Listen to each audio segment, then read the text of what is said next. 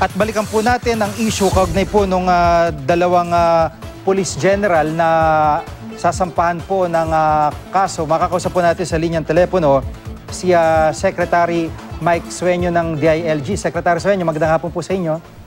Magandang hapon po naman. Apo. Secretary, dito po sa kaso po nila General Pagdilaw at Tinio ay administratibo po sa ngayon ang kaso, yung criminal wala pa po? Wala pa. Ang jurisdiction namin is on administrative cases lang. Kung criminal case na sa court. Apo. Yung RTC, gano'n. Secretary, gaano po kabigat yung hawak nyong ebidensya, yung base po dito sa kasong administratibo na isasampa po ninyo? Sa tinong ko yung iba, lalo na sa mga taga-biktima, bibigyan na ito ng mga charges sa kanila. Like serious neglect of duty, serious performance of duty, and conduct unbecoming of a police officer. Yun ang mga charges sa kanila. So, dismiss ito from service sila pagka they are found guilty. Apo. Kasi nung mga nakarampanayam sa kanila, ang sinasabi nila ay tuloy-tuloy nga raw yung kanilang operasyon kontra droga. So, nakita nyo ho ba na kinulang yung mga operasyong ito o kumbaga talagang, paano po bang term doon, hindi siya umabot sa standards na hinahanap po ninyo? Ganun po ba? Dahil nung nandun pa sila sa servisyo, like ito, serious neglect of duty, nung nandun pa sila sa pwesto, at saka they are holding high position sa PNP. Yung droga naglalaba, nag-spread, ang cases of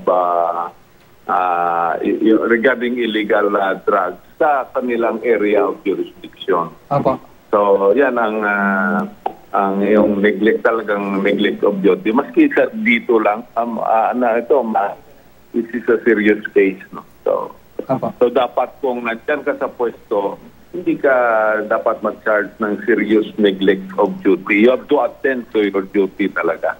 Kasi binabayaran tayo ng tao, mga taxes ng tao. Kung hindi naman tayo nang-perform ng duty namin, so bakit ka pa magiging official pag gano'n? Apo.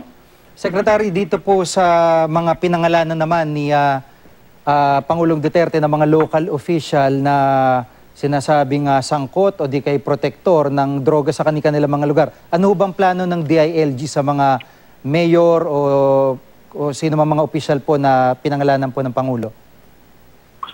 Yung pinapangalanan ng ating Pangulo, many of them came to my office, no? Mm-hmm. And all of them denied involvement in the protection of drug dealers, no? So walang isa na umamin. Pero ang maganda doon, they opened themselves to investigation. Kaya nga may meeting kami ngayon dito sa mga abogado natin na who are investigating them, no? At lalo na yung pumunta dito sa atin. So, ang pinagmimitingan natin kasi na-divide na itong mga lawyers natin to two, no?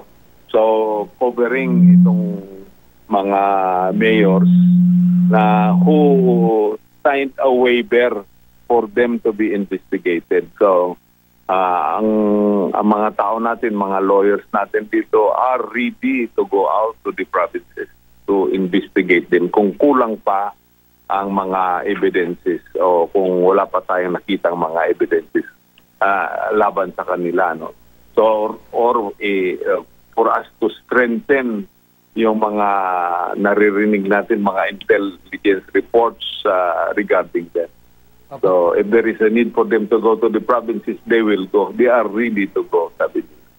Opo. Pero yung narco list na yon ay parang hanggang dun lang muna pansamantala na pangalanan at kung kailangan maghanap na ebidensya, yun po yung gagawin. Pero sa ngayon, wala pa pong kakasuhan o di kayo sususpendin. Wala pong ganon.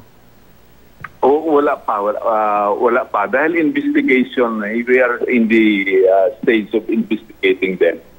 Apa.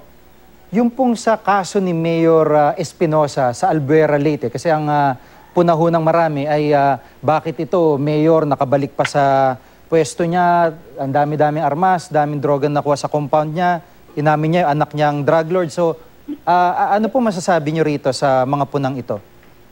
Ang kaso kasi kasi ang nangyari, wala pa tayong napangalanan lang ni Presidente, ang mayor na ito, sinabi niya, you report to the PNP. So, ang nangyari kasi wala pang warrant of arrest sa kanila, sa kay Mayor Espinosa, wala pa.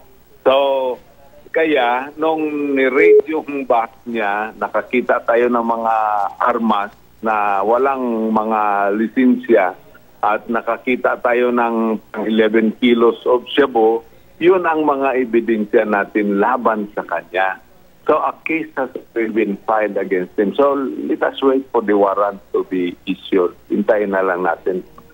Talagang mahuli naman yan siya. Apo. Maraming salamat po sa pagkakataon at update si Secretary Mike Sueño ng DILG. Maraming salamat. At salamat din po sa inyo. Thank you.